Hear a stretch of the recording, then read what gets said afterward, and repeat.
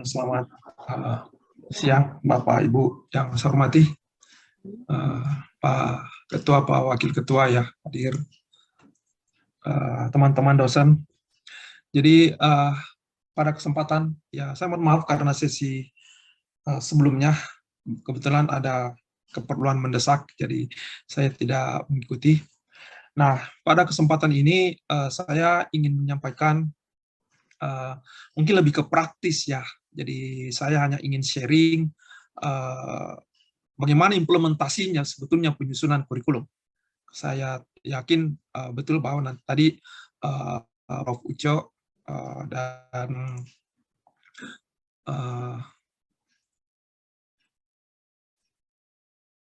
Pak Alfa ya, Prof. Uco dan Pak Dr. Alfa telah memberikan materi terkait dengan penyusunan kurikulum. Jadi yang saya sampaikan pada hari ini adalah bagaimana pengalaman kami di Teknik Informatika Unhas di dalam melakukan revisi kurikulum.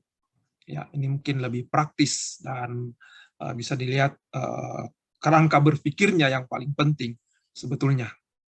Ya, kebetulan kami juga di Teknik Informatika Unhas itu sudah memperlakukan kurikulum baru ini di semester awal 2021-2022. Jadi telah berjalan selama 1 semester dan ini adalah sekarang lagi mahasiswa libur, nanti bulan Februari itu masuk ke semester kedua. Oke, saya share screen.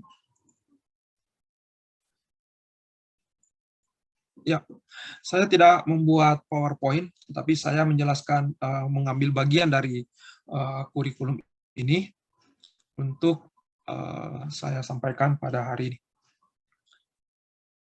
Sebentar. Oke, jadi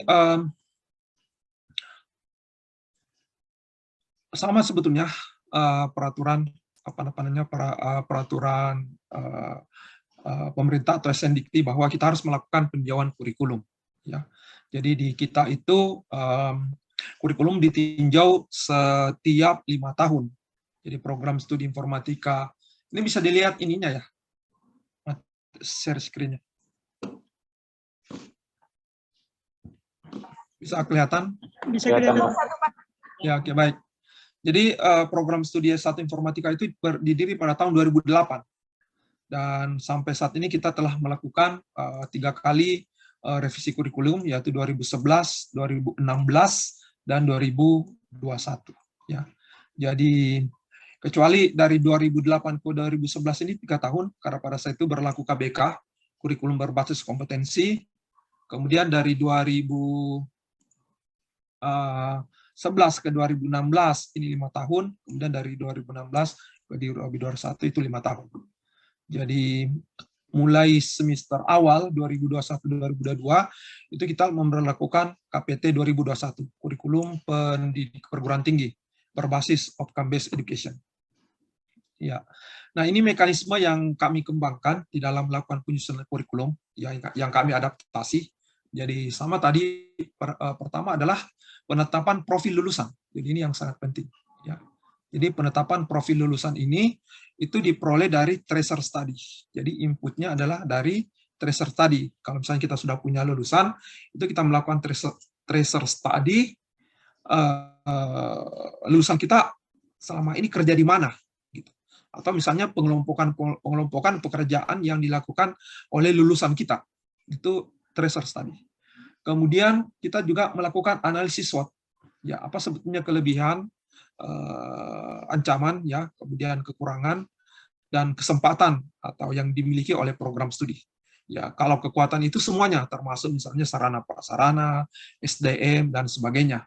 Ya, kemudian tantangan-tantangan apa yang akan dihadapi ke depan itu adalah dari analisis SWOT. Ya. Kemudian kita juga mendengarkan masukan dari asosiasi, stakeholder, kemudian studi pasar kerja ya. Itu sama dari tracer study sebenarnya bisa ketahuan juga bahwa alumni kita itu bekerja di mana. Kemudian karena kita kemarin juga mengajukan akreditasi internasional, Jadi kita juga melihat sebetulnya kalau untuk institusi akreditasi internasional itu yang diharapkan apa. Jadi kami juga memperhatikan masukan dari ASIN. Ini adalah organisasi akreditasi internasional yang ada di Jerman. Ya.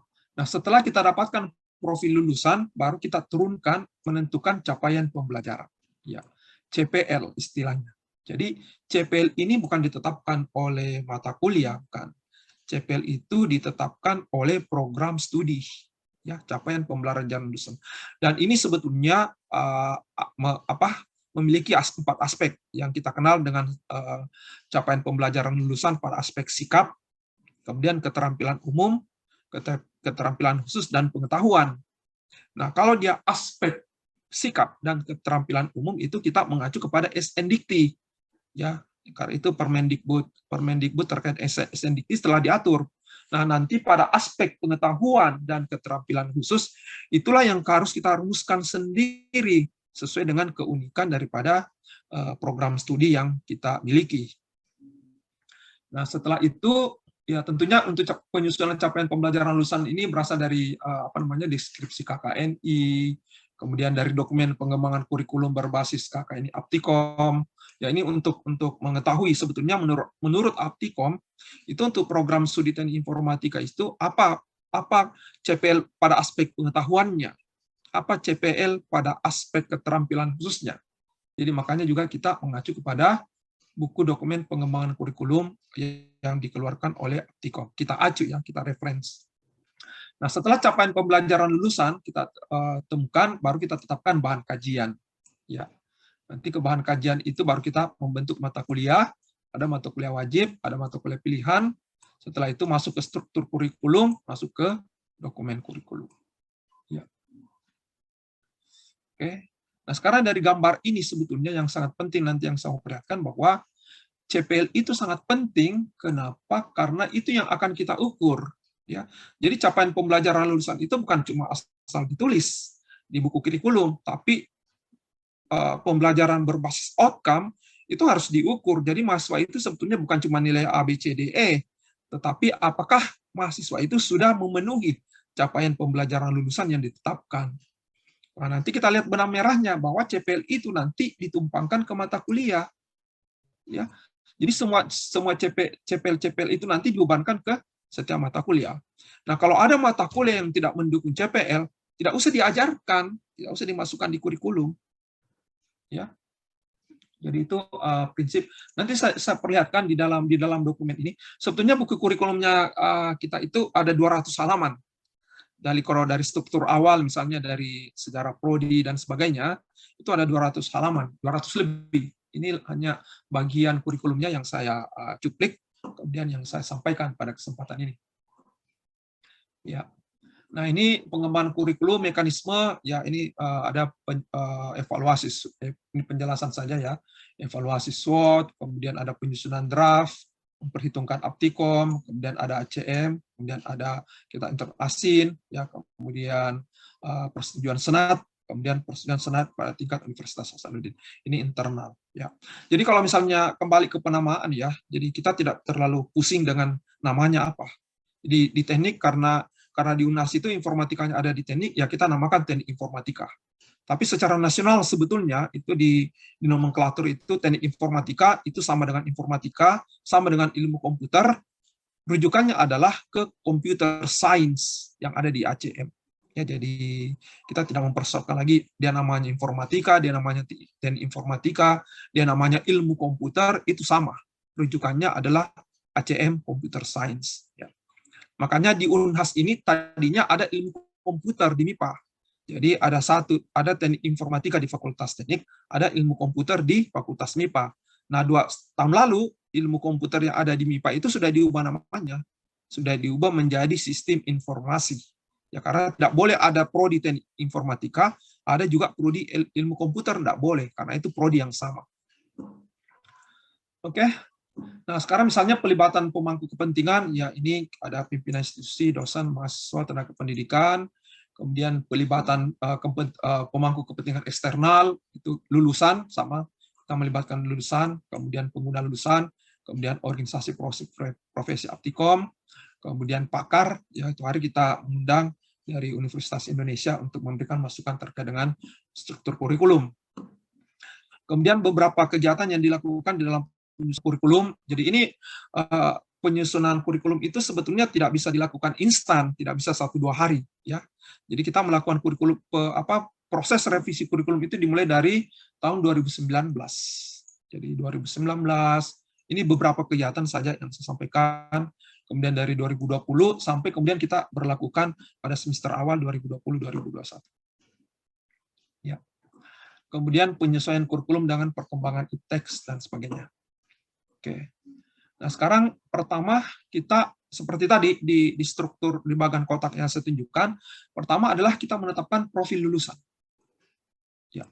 Jadi evaluasi dan pemutahiran capaian pembelajaran lulusan CPL ini itu mengacu pada hasil kesepakatan asosiasi, kemudian SNDikti ya, Permendikbud nomor 3 tahun 2020, dan menyesuaikan dengan level 6 KKNI. Jadi kalau S1 itu adalah level 6.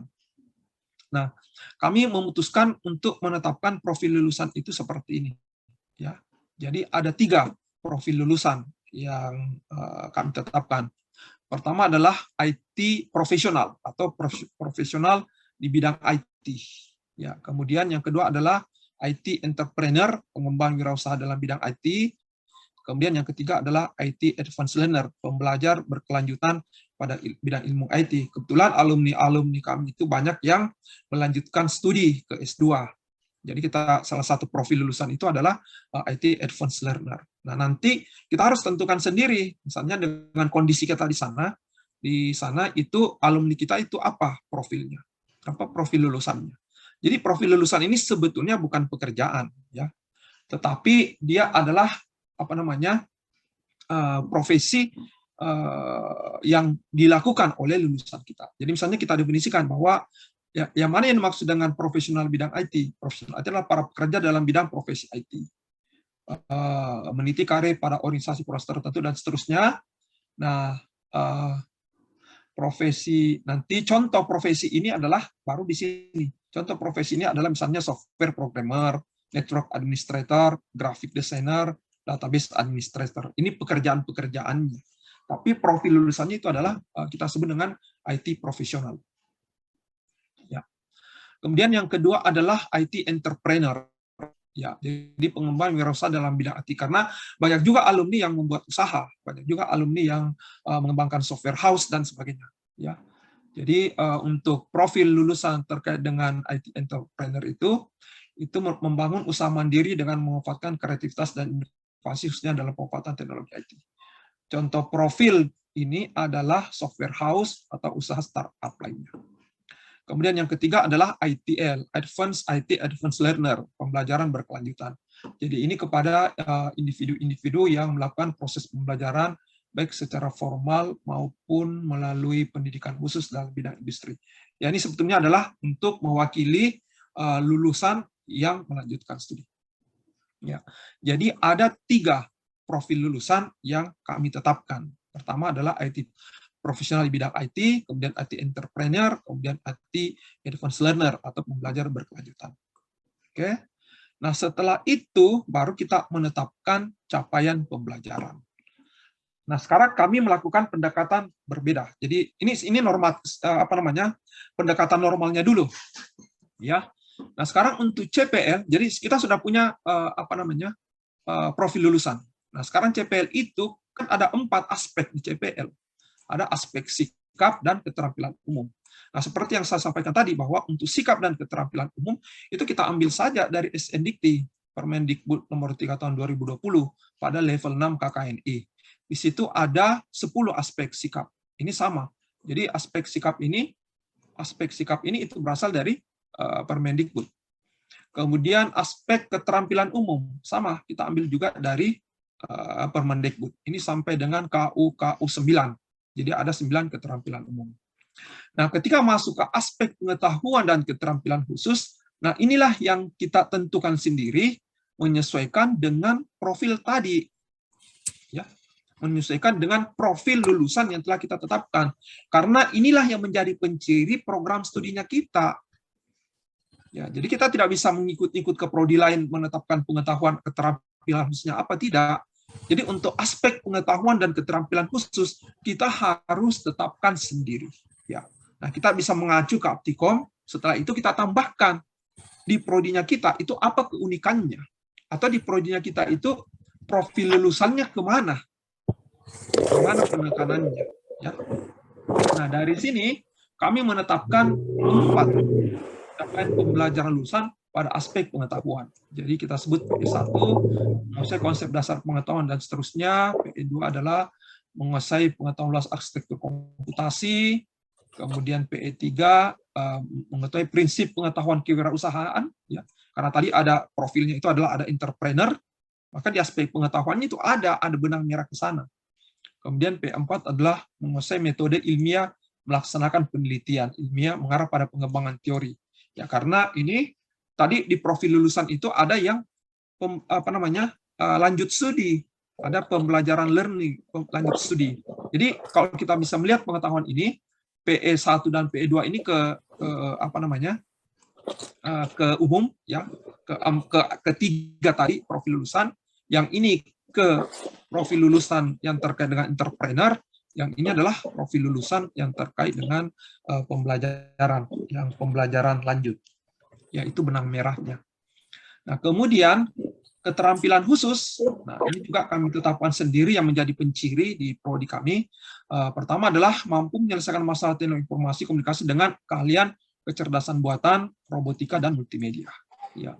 Kemudian yang kedua adalah mampu menyelesaikan masalah teknologi informasi dan komunikasi pada teknologi big data dan cloud computing. Kemudian yang ketiga adalah mampu menyelesaikan masalah teknologi informasi dan komunikasi dengan keahlian jaringan komputer, komputasi paralel, dan IoT.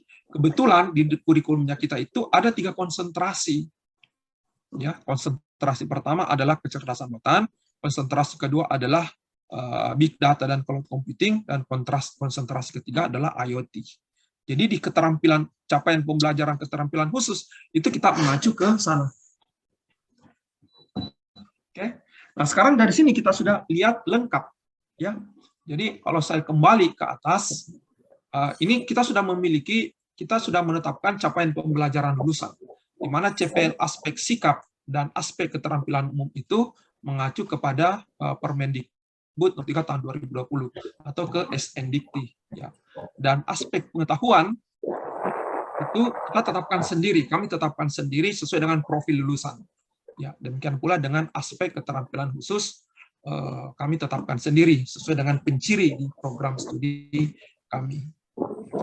Nah, sekarang dari sini loncatannya, ya. Seperti yang saya bilang tadi bahwa semua CPL ini harus diukur, bukan hanya ditulis. Ya, jadi nanti kalau misalnya mahasiswa lulus, kita harus tunjukkan bahwa mahasiswa itu memenuhi semua CPL ini. Ini ada berapa ini CPL? 10. Yang sikap saja ada 10. Kemudian keterampilan umum itu ada 9, berarti 19. Pengetahuan ada 4, berarti 23. Keterampilan khusus ada 3, berarti 26. Nah, totalnya ada 26 CPL yang harus kita ukur. Nah, sekarang kita bisa melakukan pendekatan lain. Jadi, CPL 26 CPL tadi ini kita bisa ringkas. Ya. Nah, setelah itu kita ringkas menjadi 8 CPL. Ya. Jadi dari 26 CPL tadi yang di atas, yang sikap, keterampilan umum, pengetahuan, dan keterampilan khusus, kita buat rumusan baru, ringkasan CPL namanya. Ya, jadi ada CPL 1, CPL 2, CPL 3, CPL 4, 5, 6, 7, 8. Nah, ini kalau di mapping nanti CPL 1 ini atau CPL berapa, itu ada yang sikap, tetap 4. Jadi ada yang masuk bagian sikap, ada yang masuk keterampilan umum, ada yang masuk pengetahuan, dan ada yang masuk keterampilan khusus. Ya. Saya lupa tulis yang mana. Ini pasti sikap, ya. Yang CPL 5 ini pasti sikap. Ya.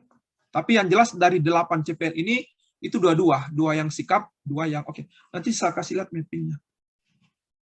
Oke, CPL 5, oke.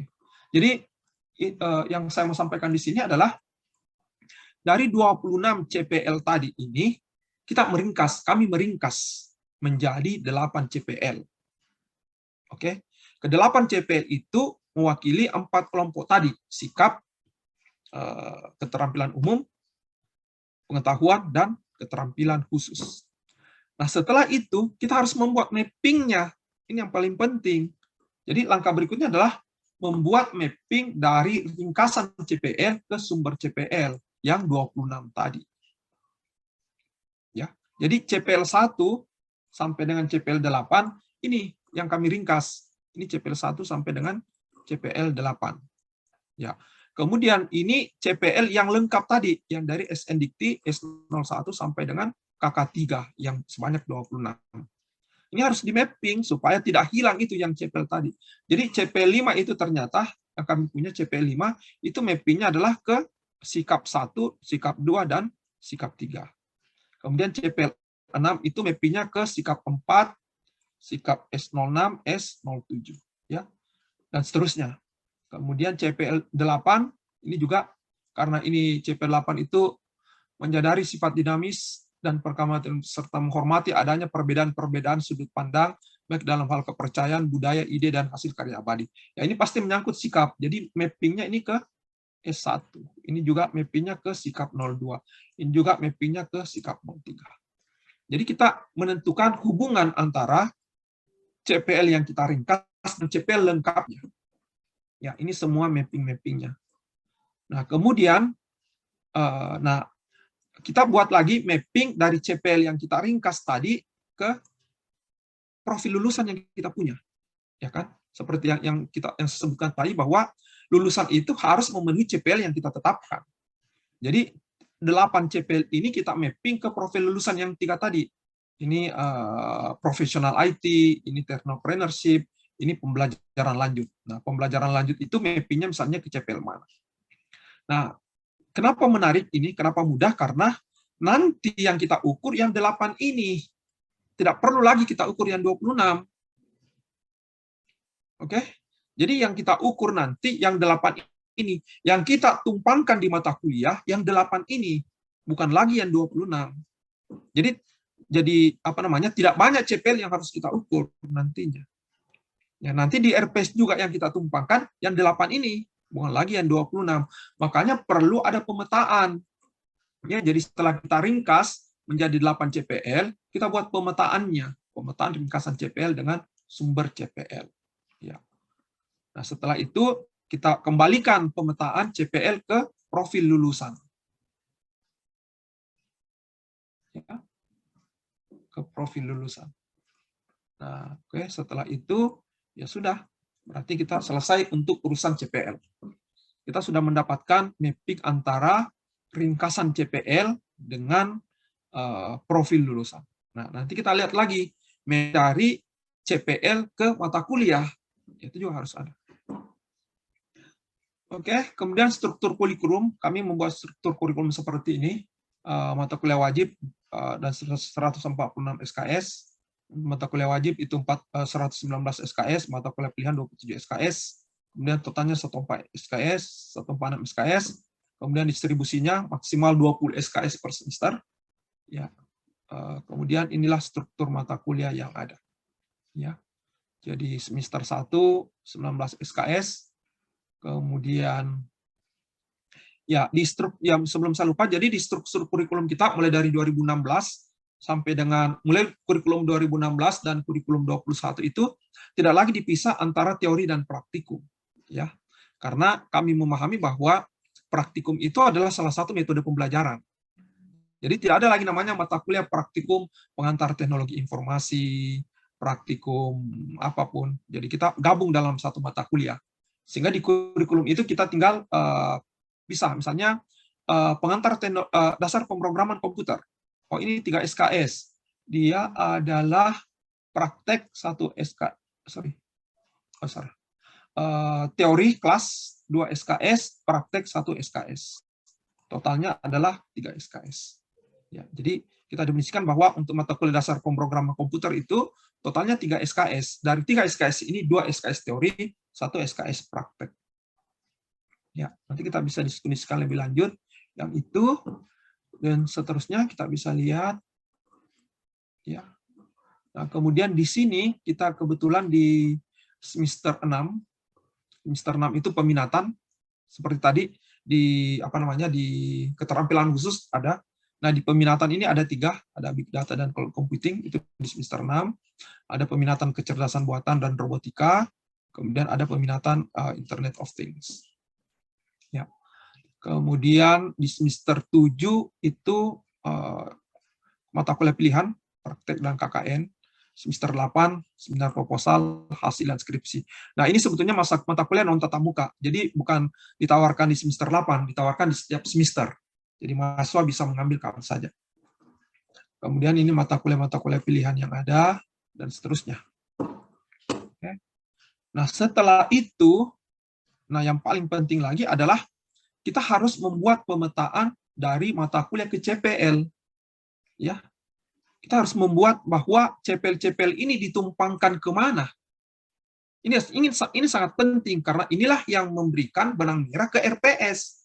Jadi di RPS itu kita tidak asal menulis CPL, ya. Jadi kita harus melihat dulu, oh mata kuliah wawasan iptek, oh ini kita bisa menumpangkan CPL 1 ke mata kuliah wawasan iptek. CPL 5 juga kita bisa tumpangkan ke wawasan iptek. CPL 8 juga kita bisa tumpangkan ke wawasan iptek, dan seterusnya. Jadi semua mata kuliah ini belum lengkap ya, baru 54 skripsi, itu harus memiliki mapping ke CPL. CPL mana yang menjadi beban mata kuliah tersebut. Ya, nanti seperti tadi yang saya bilang, kalau ada mata kuliah yang tidak ada hubungannya dengan CPL, tidak usah diajarkan karena tidak ada gunanya. Ya.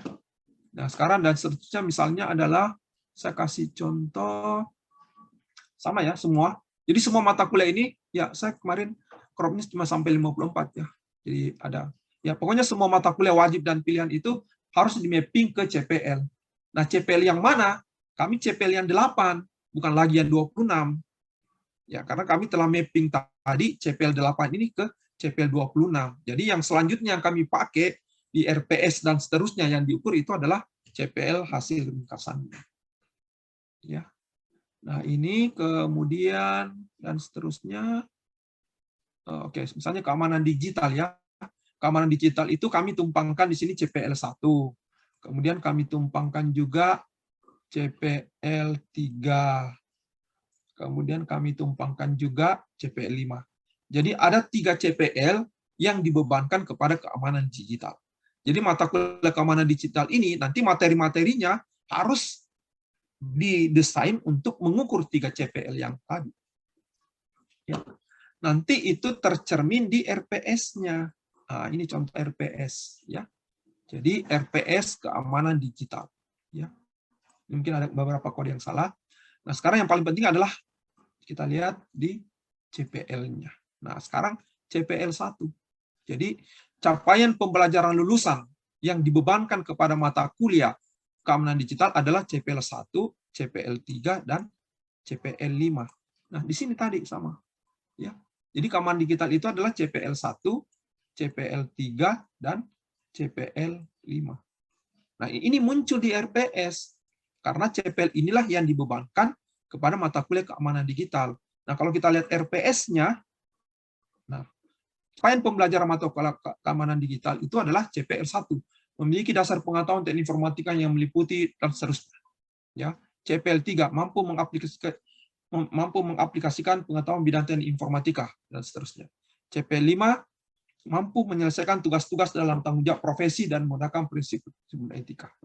Ya, jadi ini CPL 1, CPL 3, CPL 5 ini tidak ditetapkan oleh masing-masing dosen, tidak, ya, tapi ditetapkan oleh prodi seperti tadi di awal, ya, yang saya lihatkan prosesnya, mulai dari sikap, kemudian dan seterusnya sampai kita dapatkan ringkasan CPL.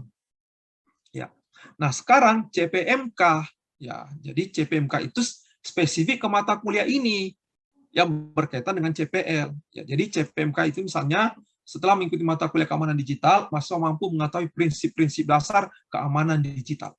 Ya, karena ini capaian pembelajaran mata kuliah. Jadi kalau CPL ini yang umum, tidak spesifik ke ke mata kuliah keamanan digital, karena kan CPL itu adalah CPL prodi. Nanti di CPMK-nya baru spesifik. Ya, mahasiswa mampu mengetahui prinsip-prinsip dasar keamanan digital serta berbagai aspek di dalamnya, termasuk desain, monitoring, pencegahan, penanganan, perbaikan, dengan menunjukkan kinerja mandiri kelompok menyelesaikan masalah. Ini CPMK. Nah, ada lagi namanya sub CPMK. Nah, sub CPMK ini kita mapping ke CPL. Oke. Untuk mencapai CPL 1, maka sub CPMK-nya adalah mahasiswa mengetahui dasar-dasar prinsip keamanan digital. Ya, CPL 1 apa? Memiliki dasar pengetahuan teknik informatika dan seterusnya. Jadi CPMK 1 adalah mahasiswa mengetahui dasar-dasar prinsip keamanan digital.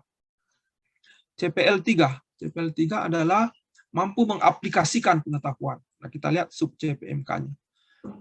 CPL 3, mahasiswa mengetahui prinsip kerja, ya, mengetahui prinsip kerja, mengetahui prinsip penting, ya, kemudian termasuk layar aplikasi, dan seterusnya. Jadi, ini mapping ke CPL 3. Ya. Kemudian sub CPK 4 juga mapping ke CPL 1, kemudian CPL 1 itu mappingnya ke sub CPMK 5. Ya. Jadi kita lihat mapping dari masing-masing CPL ke CPMK. Nah, nanti misalnya ini tidak lengkap ya. Ini kan masuk ke saya potong saja ini yang RPS. Setelahnya kan sudah sub per minggu apa. Tapi intinya adalah yang saya mau tunjukkan adalah bagaimana benang merah CPL tadi dengan RPS. Ya. Jadi itu kita bisa melihat hubungan atau mapping antara CPL dengan RPS.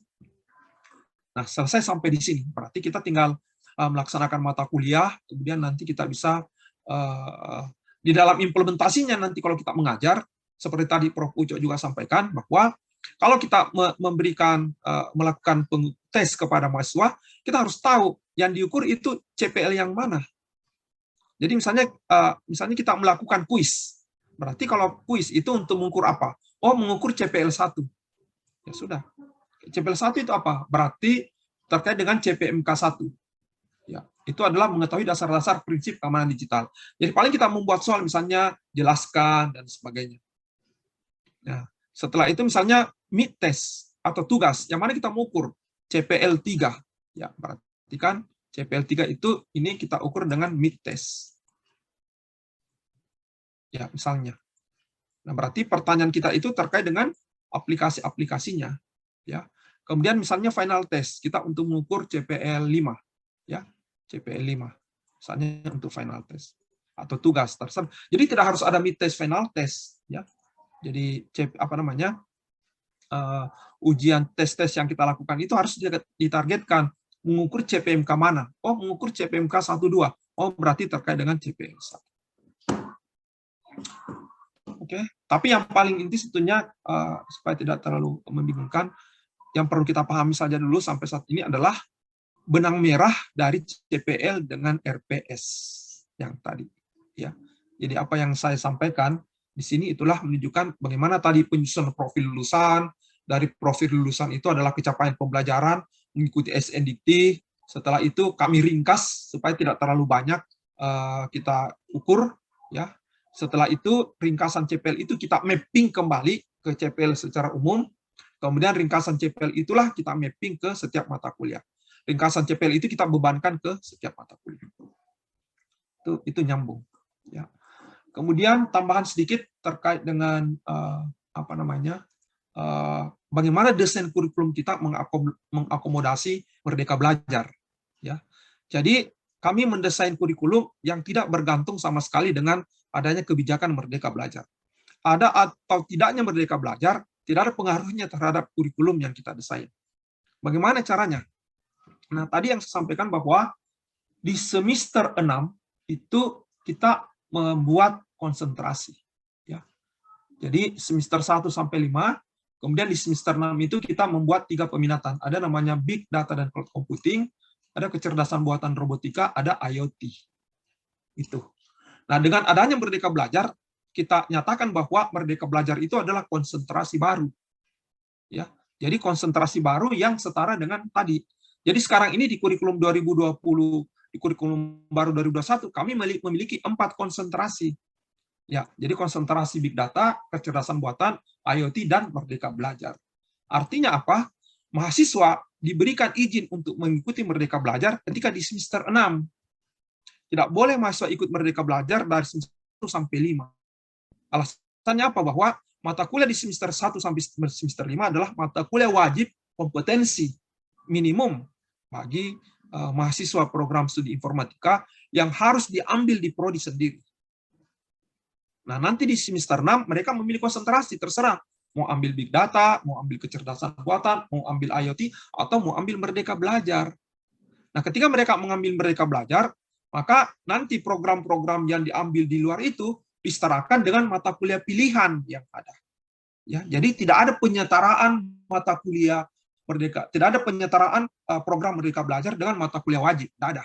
Semuanya kami konversi ke mata kuliah pilihan. Nah, desainnya bagaimana? Nanti misalnya kalau pimpinan berganti, kalau misalnya kebijakan merdeka belajar tidak ada, ya sudah, hilang aja ini konsentrasi. Hilang. Tidak ada urusannya dengan kurikulum. Kita kurikulum tetap jalan. Ya, jadi kita membuat desain kurikulum seperti itu.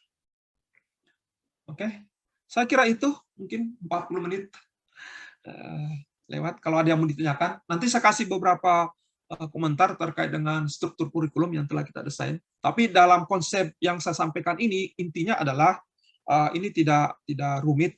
Yang saya mau sampaikan intinya adalah bagaimana menyusun profil lulusan, kemudian bagaimana menyusun CPL secara lengkap dengan mengikut SNDikti, mulai dari sikap, keterampilan umum, pengetahuan dan keterampilan khusus, kemudian bagaimana meringkas CPL tersebut supaya kita mudah di dalam mappingnya, mudah di dalam pengukurannya. Kalau misalnya kita tidak mau ringkas, boleh juga. Tetapi ke-26 tadi, semua sikap itu kita harus mapping ke mata kuliah. Kita harus tumpangkan ke setiap mata kuliah yang semua tadi yang 26 itu. Boleh juga seperti itu. Tapi kami tidak mengikuti pendekatan itu. Jadi kami, karena kami mau akreditasi internasional, untuk akreditasi internasional kan tidak mesti banyak, mereka sudah menentukan sendiri. Jadi strateginya adalah ke-26 tadi CPL itu kami ringkas menjadi 8. Nah, supaya tidak hilang ceritanya asalnya, kita mapping yang 8 ini ke yang 26 tadi. Nah, untuk proses selanjutnya yang digunakan yang 8 itu, bukan lagi yang 26. Nanti kalau ditanya, kok yang cuma 8? Nah, tapi kan ada mapping 8 ke 26. Kita bisa tarik benang merahnya bahwa 8 ini mewakili yang ke-26 tadi. Nah, jadi ketika kita mapping ke mata kuliah, cukup 8 itu yang kita mapping, yang kita bebankan, dan seterusnya. Oke, silakan kalau ada mau yang ditanya. Ya, terima kasih Pak atas penjelasannya. Ya, jadi mungkin yang menarik buat saya itu adalah terkait dengan skema MBKM-nya itu dibuat konsentrasi tersendiri ya, tapi tidak mempengaruhi kurikulum yang lain. Ya, dari teman-teman dosen bagaimana? Teman-teman dosen dan pendik bagaimana? Apa ada yang mau ditanyakan? Saya persilakan. Prodi. Ya, ya Pak Prodi dari program studi Ilkom ya, silakan.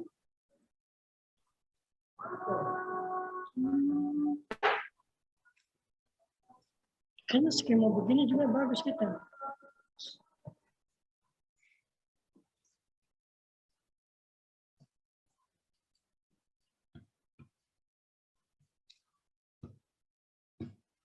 Ya, nanti kalau kita mau lihat, bentar. Kita bisa lihat kurikulum yang kami kembangkan sebetulnya di sini. Unhas ACID Informatics. Versi bahasa Indonesianya ada. Ya. Kemudian, sebentar karena saya pakai Dominator. Ya. Kita bisa lihat profil, di sini ada profil program sarjana, program magister masih kosong. Oh sudah, mereka sudah isi. Profil sarjana, ini sarjana ya. Ya, ini profil lulusan. Jadi ini profil lulusan dulu waktu KPT kurikulum 2016. Ya. Kemudian di 2021 kita lakukan adaptasi, ya, penyesuaian, pemutakhiran kurikulum. Kalau tadinya pengembangan teknologi informasi, konsultan teknologi, akademisi, nah sekarang kita ganti namanya menjadi ini profil lulusan. Kemudian untuk Ya, capaian pembelajaran lulusan ini di KPT 2016 apa, kemudian di KPT 2021 apa. Jadi ada perubahan capaian pembelajaran lulusan. Kemudian untuk kurikulumnya kita bisa lihat di akademik, di program sarjana.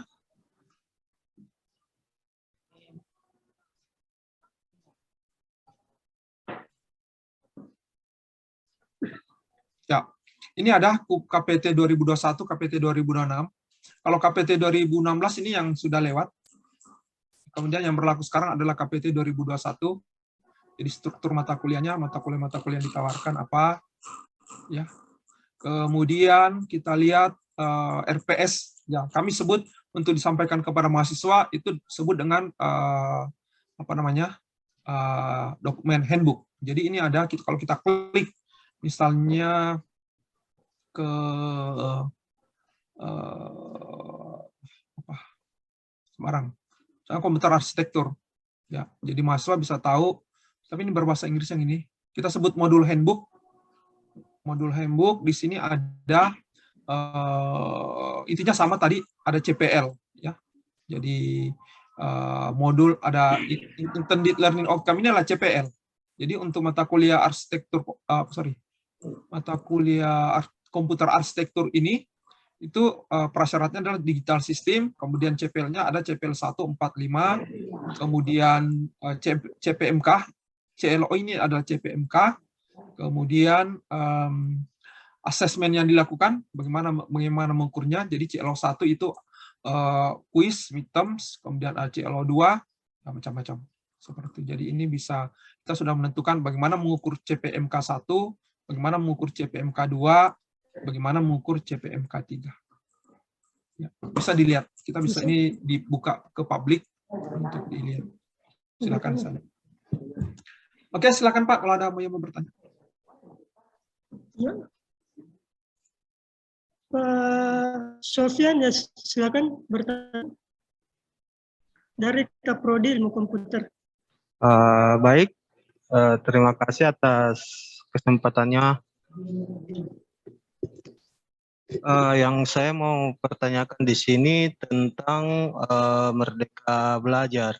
Nah, apa ada syarat tertentu untuk memasukkan mata kuliah dalam Merdeka Belajar?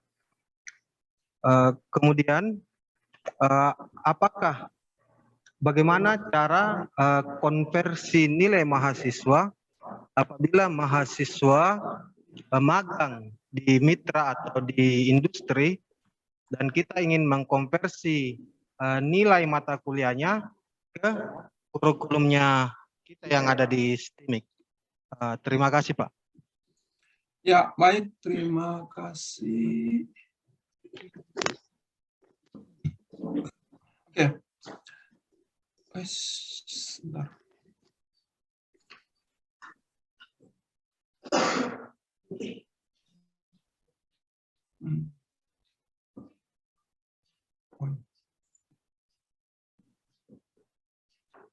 Ya. Jadi pertama adalah kalau syaratnya ya. Syaratnya pertama adalah mereka harus di semester 6. Jadi mahasiswa yang boleh ikut Merdeka Belajar itu nanti mereka boleh ikut program Merdeka Belajar kalau masuk ke semester 6. Jadi kalau untuk mahasiswa semester 1 sampai dengan 5, ini kita tidak bolehkan untuk Merdeka Belajar. Membolehkan bagaimana? Begini, kita membuat suatu SOP bahwa mahasiswa yang mau ikut Merdeka Belajar dan mau dikonversi, itu harus mendapat rekomendasi dari departemen atau program studi. Ya. Kalau ada mahasiswa yang ikut Merdeka Belajar, tetapi tidak mendapatkan rekomendasi dari departemen, maka tidak bisa dikonversi hasil Merdeka Belajar. Itu kita hanya bisa terima sebagai surat keterangan SKPI, surat keterangan pendamping ijazah. Kenapa kita tetapkan SOP ini? Karena nanti takutnya mahasiswa tinggal kemana-mana saja itu Merdeka Belajar, setelah itu datang klaim, Pak, tolong di aku 20 SKS, saya sudah ikut ini, ikut ini, ikut ini. Jadi kita buat SOP bahwa untuk ikut Merdeka Belajar, apapun itu, harus mendapat rekomendasi daripada departemen. Itu yang kedua. Yang ketiga adalah kami tadi menetapkan bahwa yang bisa dikonversi itu adalah ke mata kuliah pilihan. Ya. Jadi ketika mahasiswa mengajukan izin untuk ikut Merdeka Belajar, dia harus menyampaikan bahwa apa yang dia mau pelajari di sana. Ya, mereka mau belajar apa. Setelah itu mahasiswa akan mengajukan mata kuliah konversinya. Jadi dia sampaikan, mahasiswa menyampaikan, ini Pak yang akan kami pelajari di program Merdeka Belajar ini. Ya. Kemudian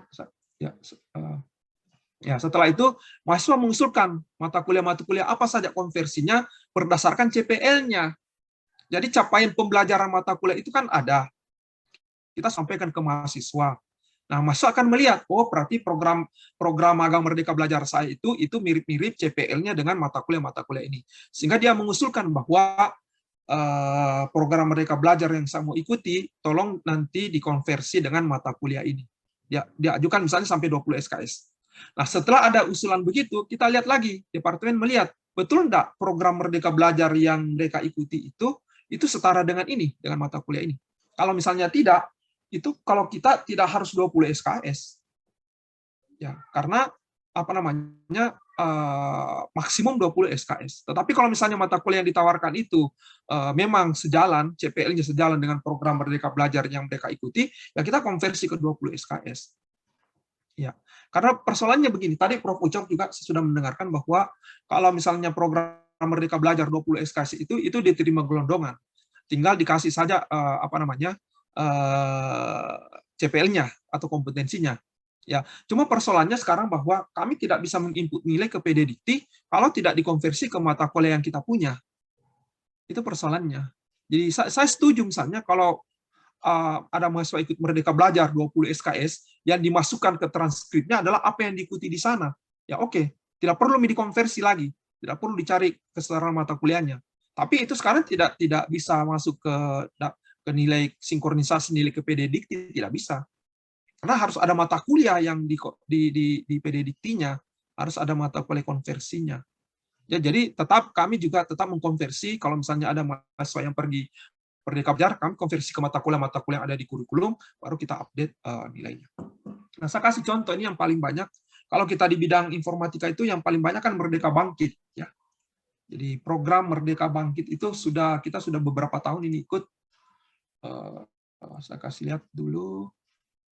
Ya, ini dia. Ya. Untuk Merdeka Bangkit, ya ini. Ya. Jadi pertama itu adalah harus ada kesepakatan antar departemen dengan prodi sebelum mahasiswa mengikuti Merdeka Belajar. Harus ada kesepakatan bahwa inilah mata kuliah nanti yang akan dikonversi setelah mereka selesai mengikuti program Merdeka. Bukan setelah selesai baru dicari konversinya, enggak boleh. Kalau kami tidak. Jadi sebelum mahasiswa memutuskan ikut Merdeka Belajar, itu sudah ada kesepakatan antara mahasiswa dengan departemen bahwa setelah mengikuti nanti mata kuliah ini, maka akan diserahkan dengan mata kuliah. Jadi contoh misalnya, ini adalah program Merdeka Belajar Bangkit. Saya view dulu lebih besar. Ya, nah ini dia. Ini untuk program Merdeka Belajar Machine Learning, itu kami konversi ke 20 SKS. Ya. Jadi mata kuliah konversinya adalah data science, kemudian yang hitam-hitam ya, proyek RPL, kemudian topik khusus kecerdasan buatan, manajemen PTI, sistem enterprise, komunikasi interpersonal. Nah, jadi nanti kalau mahasiswa setuju dengan ini, ya sudah, kita kasih rekomendasi, silakan mendaftar di program Bangkit Machine Learning. Ya, itu sebelum mereka ikut program magang. Kemudian untuk ini untuk Bangkit Cloud Computing juga kami 20 SKS, semua mata kuliah pilihan. Jadi konversi ke rekayasa web, topik khusus cloud computing, teknologi virtualisasi dan komputasi awan, proyek RPL, komunikasi antar personal, manajemen TI. Kalau Bangkit Android 20 SKS juga dapat proyek RPL, teknologi aplikasi bergerak, komunikasi pervasif, komunikasi antar personal, kokur. Jadi kita tinggal mencari mata kuliah di kurikulumnya kita yang kira-kira CPL-nya sama atau mendekati dengan program Merdeka Belajar. Kemudian bagaimana caranya melakukan penilaian setelah mahasiswa mengikuti program Merdeka Belajar? Ya. Nah, mereka punya laporan sendiri.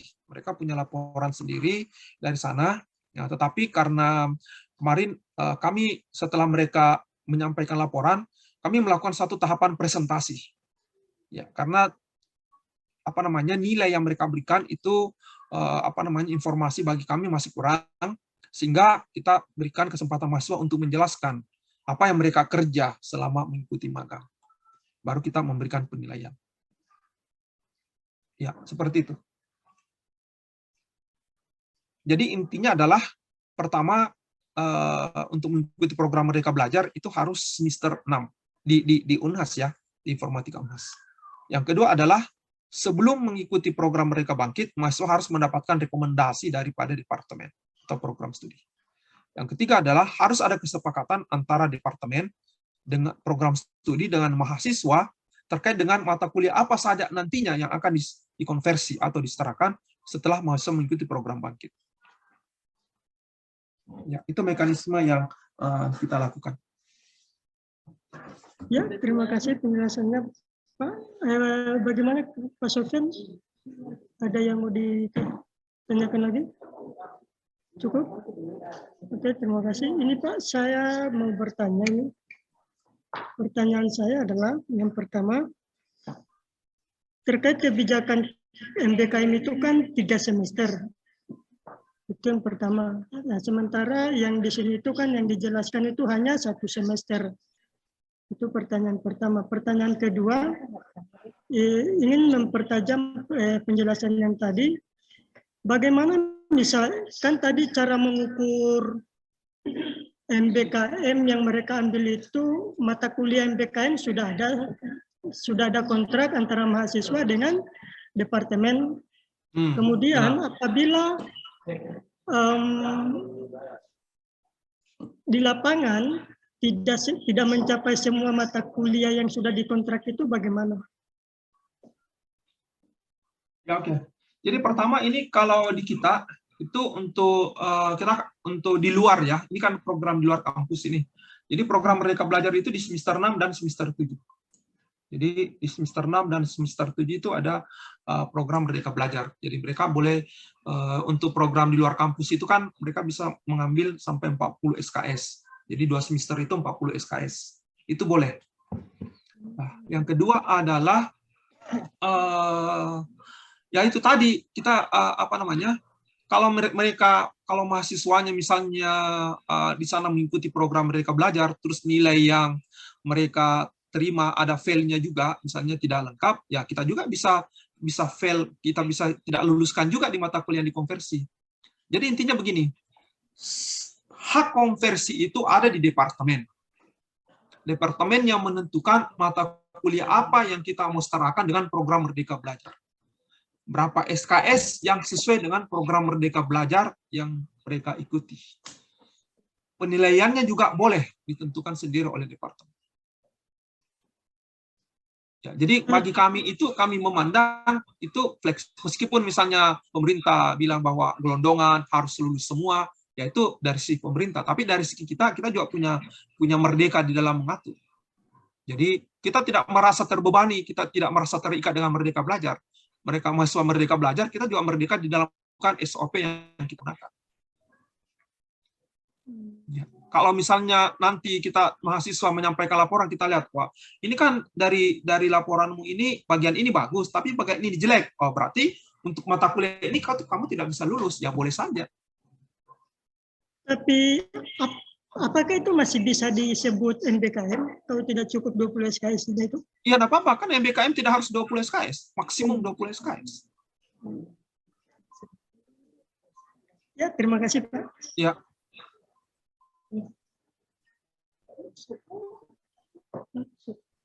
Bertanya. Ya, masih ada penanya lagi nih Pak.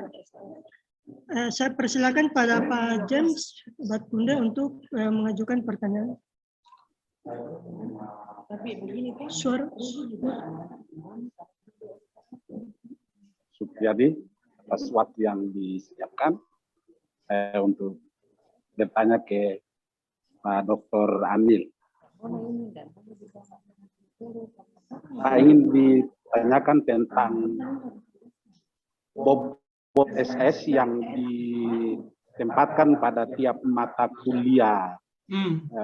Kami belum memahami betul, jadi mohon penjelasan Pak Dr. Amil tentang bobot SKS setiap mata kuliah itu sesuai dengan tingkatan mata kuliah atau seperti apa, Pak? Mohon dijelaskan sehingga menjadi bahan buat ketiga prodi kami, prodi IK, SI dengan TI untuk sebentar nanti menyusun kurikulum Merdeka Belajar ini. Terima kasih Pak Dr. Ya, terima kasih banyak Pak. Ya. Pak James. Jadi sebetulnya secara teoritis ya, kenapa kita buat pemetaan seperti ini? Karena ini salah satunya adalah untuk bisa digunakan di dalam penentuan bobot SKS. Ya, jadi ini tadi pemetaan ini misalnya kita punya 8 CPL, 8 capaian pembelajaran. Kemudian setiap mata kuliah dipetakan ke CPL. Nah dari sini nanti kita bisa bobot. Jadi misalnya kalau ada mata kuliah yang beban ke CPL-nya banyak, ya secara konsep bahwa dia harus SKS-nya banyak. Karena dia bebannya lebih besar. Ya. Jadi nanti misalnya kita buat presentasi misalnya ini 3, ini 5, 8, ada misalnya 8, ada cuma 2, ada 4 misalnya. Nah, itu bisa menunjukkan bahwa kalau kita buat presentasi nanti hitung-hitungan, itu bisa menunjukkan bobot SKS dari setiap mata kuliah. Ya, karena secara konsep itu adalah semakin banyak CPL yang dibebankan kepada mata kuliah itu, maka semakin besar bebannya, semakin berat bebannya. Ya. Tapi biasa juga kita lihat bahwa ini memang mata kuliah kompetensi prodi, ya kita kasih, misalnya kalau di kami, saya tidak tahu apakah mappingnya benar ke sini. Ya, jadi pertimbangan lain. Kita di sini seperti tadi yang saya bilang peminatan ya. Jadi untuk mata kuliah wajib peminatan itu kita kasih 4 SKS. Jadi ini untuk cloud computing itu mata kuliah wajib minatnya adalah 3 mata kuliah. Teknologi virtualisasi, analisis data, big data itu kita kasih 4 SKS.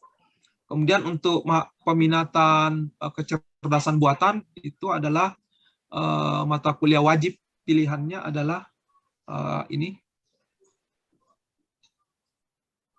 fisik komputer, data science, kecerdasan buatan robotika itu juga 4 SKS. Kemudian untuk IoT mata kuliah wajib pilihannya adalah sistem tersemat. Kemudian 3 mata kuliah ini itu juga 4 SKS. Ya ada juga pertimbangan-pertimbangan. Ya sebetulnya adalah dari kedalaman, keluasan materi yang diajarkan itu juga menentukan.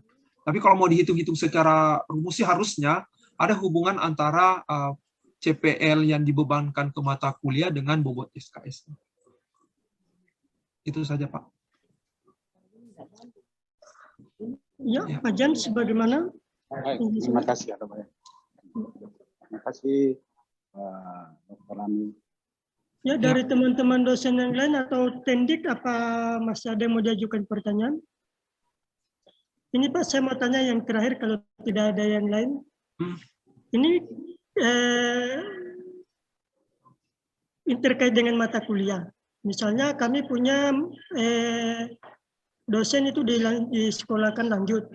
Nah, sementara mata kuliahnya itu tidak ada di kurikulum yang sekarang.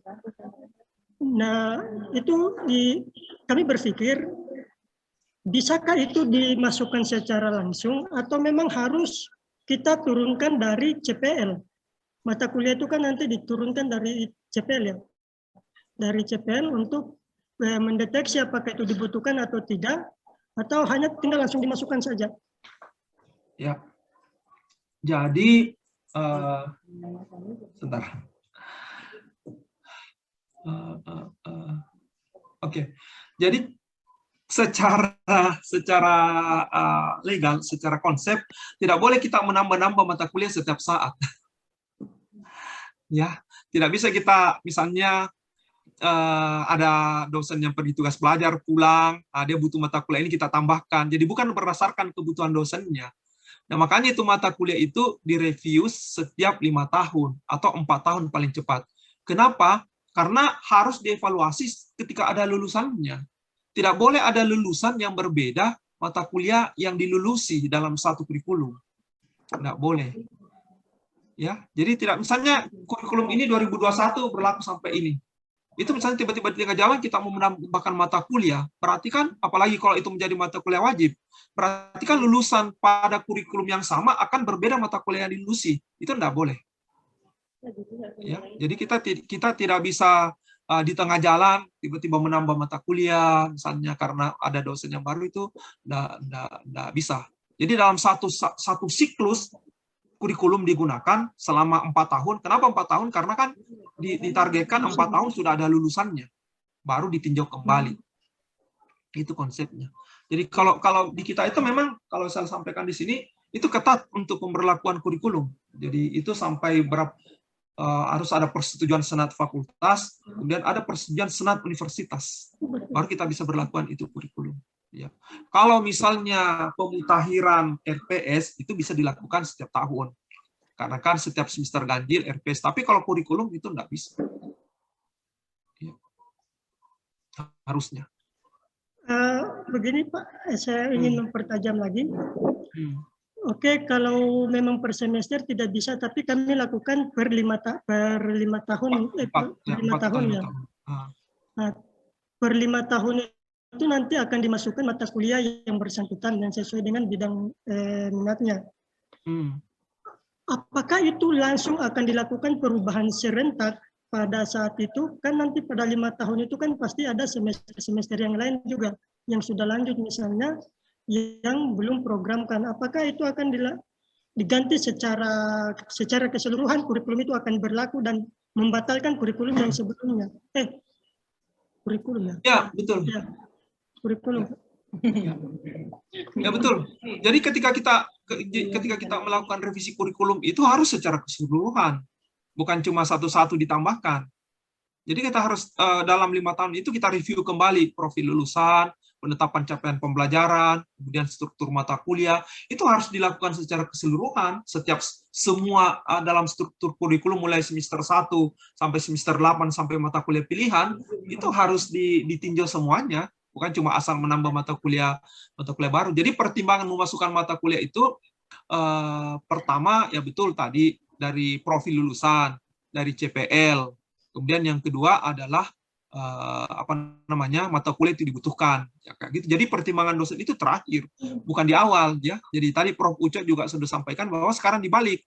Kalau dulu menyusun kurikulum berdasarkan dosennya, ini dosen ini siapa bisa mengajar ini, adakan mata kuliah itu. Nah kalau tadi kita perhatikan dari Prof. Uco kan tidak begitu lagi. Terakhir baru dosen. Yang pertama profil lulusan, capaian pembelajaran, masuk ke bahan kajian, masuk ke mata kuliah, baru dosennya siapa yang akan mengajar mata kuliah. Jadi peninjauan kurikulum itu dilakukan secara menyeluruh dan kita harus membuat penyetaraannya. Ya, harus membuat penyetaraannya. Dari kurikulum lama ke kurikulum baru. Saya tidak tahu ada enggak di sini. Ya. Terima kasih banyak penjelasannya. Ya. Ya. Bagaimana teman-teman dosen lain, ada yang mau ditanyakan? Waktu juga sekarang sudah menunjukkan jam 4:08 ya.